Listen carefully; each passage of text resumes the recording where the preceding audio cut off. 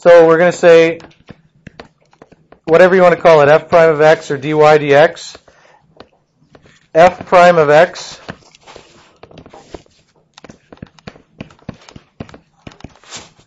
what is it equal to? It's equal to the limit as, not x, what do I have to put here? H, right? The distance between your 2 points, f of x plus h minus f of x over h. And that same thing again. And we're going to change it here to match. The rate I'm going today, this is not going to...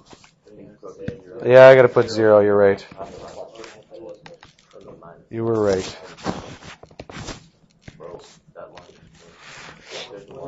Yeah, I see that. It's my copying issues here.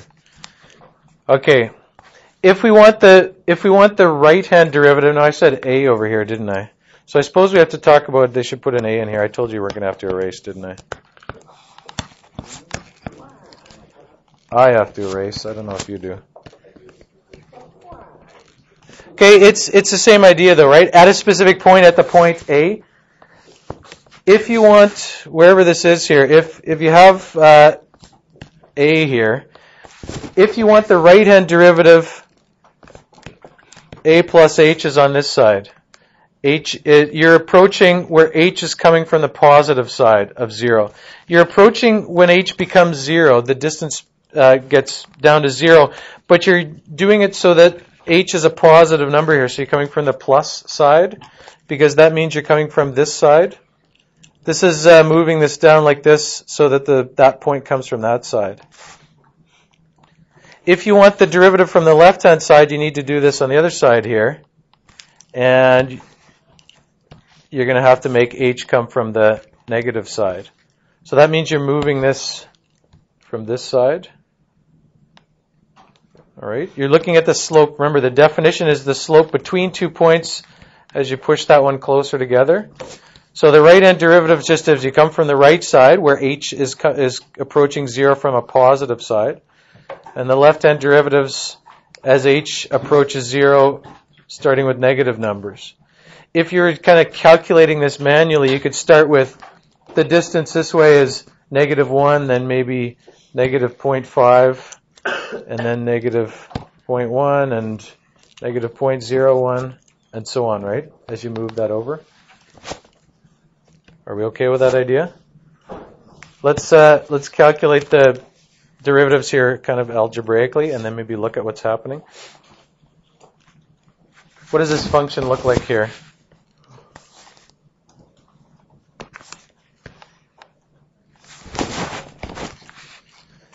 So at 0, here's 0.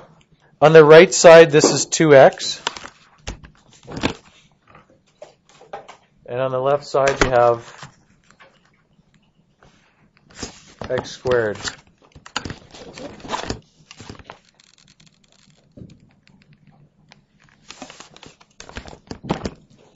What does it look like the left and the right-hand derivative should be?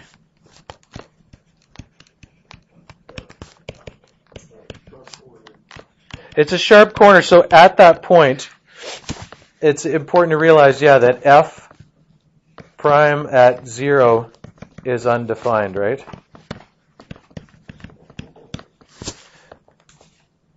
But you can talk about the derivative as you approach from the right and the derivative as you approach from the left. If I was to do the tangent line from the left here, as I move this point in here, what's the derivative going to be as I approach from the left? Looks like it's 0, right? The left-hand derivative appears to be 0. And it appears that the right-hand derivative is what? 2, right? Left.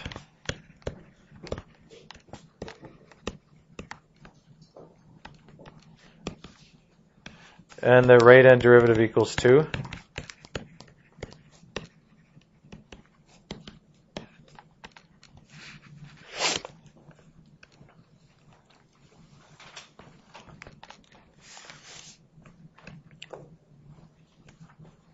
Now, to show it algebraically, you have to set up an equation from each side. You have to set up a limit definition for each side, right?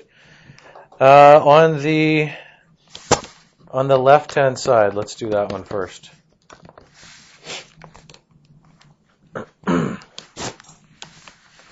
What's the derivative from the left? Limit as h approaches 0 from the negative side of not x, 0 plus h squared minus what?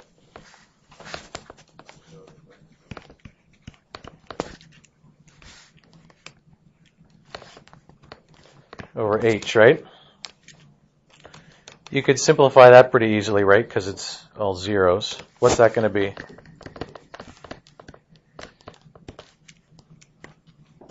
H squared over h. Or if I skip a few steps here, this is 0, right? That's what you expect.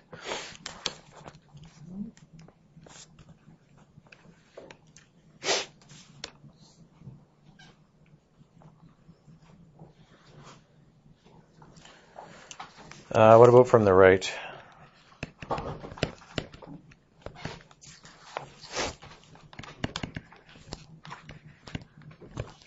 Oops. Can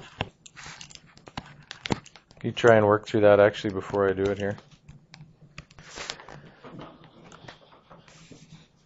The easier one is just what is the function value at 0 here, right? What function do we use at 0? At 0, which function applies here in the definition of this function? Which one applies actually at 0? X squared, right? X squared applies at 0, so I'm going to put 0 squared there. Which function applies when you're on the right side of 0? Which one applies when you're on the right side of 0? 2x, right? So this has got to be 2 times 0 plus h, sorry. That's pretty critical. 2 times 0 plus h.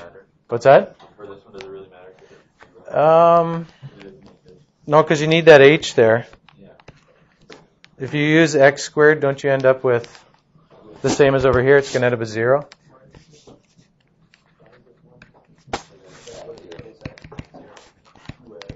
You gotta look at that. You got to look back at the original function. When we're looking at f of x plus or f of 0 plus h is coming from the right side, so it's on the positive side. So in the original function, it says when x is greater than 0, you use this function.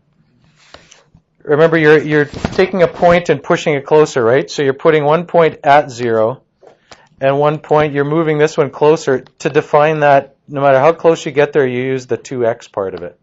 When you're on the other side, you use the x squared part of it. But as we push this closer from this side, you got to use the 2x part of it.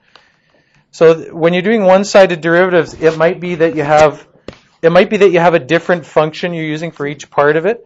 I know we get pretty used to when we're using definitions, since most of the time you're just using one function, that these are going to be the same. But in this case, this is 2x and this is x squared, right? Because of the way that the function is defined. If you simplify that, and we shouldn't skip some steps here. If you simplify that, what do we get here? I'm going to write this again. Let's write everything out here. 2 times 0, I guess. 0 plus 2h. 0 plus 2h minus 0 over h. Or in other words, the limit as h approaches 0 of, that would be nice if you turned that off, of 2h over h. 2h over h. Or in other words, just 2, right? This is the thing that there's at least one assignment question that I've given you where it's asking you to do right and left-hand derivatives. You need to understand that this is the trick here, is you use a different function for each part when it's a piecewise function like that. All right? Anyways, this is I don't know, this is in here just for a kind of a summary for you. There's some answers to some of the earlier questions in that section.